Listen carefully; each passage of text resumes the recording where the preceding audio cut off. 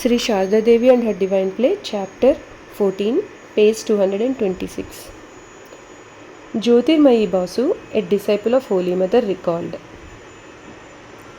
Devamata, an American woman, used to visit Holy Mother at Udbodhan House every morning at 7 a.m. We heard from the mother that she had had a vision of the Master in America and later recognized him in a photo shown to her by Swamiji. She lived at 47 Bospara Lane, Bagh Bazar. Devamata used to meditate in the mother's room, and tears would flow from her eyes out of devotion. It was hard to believe without seeing those wonderful tears. The mother often sat with us in her room and fed Radhu before she left for school. One day, when Radhu's meal was finished, the mother began to clean that place and we were watching it. But out of exuberant devotion, Devamata rushed to her saying, Mata Devi, as she picked up Radhu's cup and plate and cleaned the floor.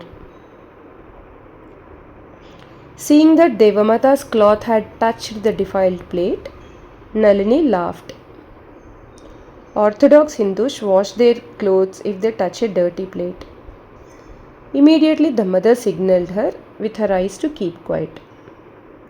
When Devamata went to the washroom with those dirty dishes, the mother said to Nalini, That girl does not know our language and customs. And you laughed out loud. She might think that she had done something wrong. Thinking of this later, she will get pain. Holy Mother and Betty Leggett. Towards the end of 1912, Betty Leggett visited Holy Mother. She was the sister of Miss MacLeod and a great admirer and helper of Swami Vivekananda's Vedanta work. She donated 10,000 rupees to Belur Math to construct a guest house for Westerners, which is now the President's quarters. She also donated 20,000 rupees to build Leggett House to be used as monks' quarters.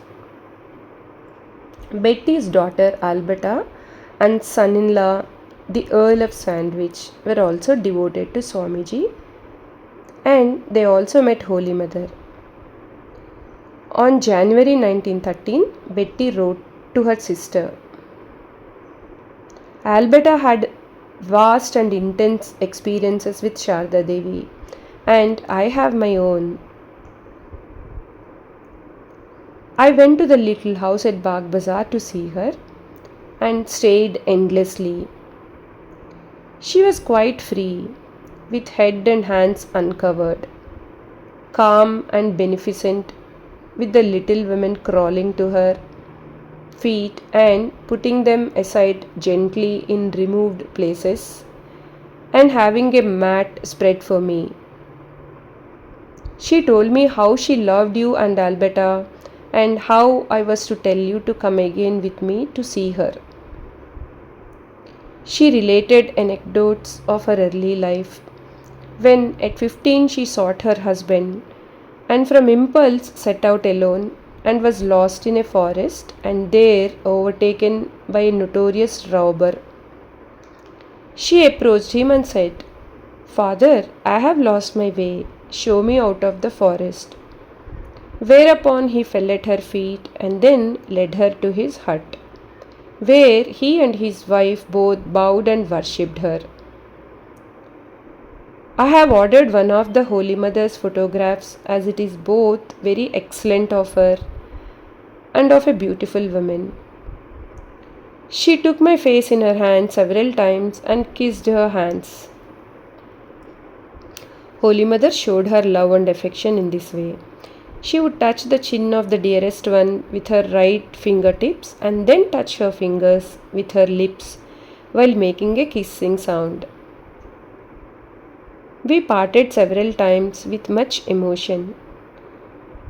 I visited all her rooms, objects, images and pictures, and thought of the similar simplicity almost poverty of our Madonna, who must have been so like her at 50.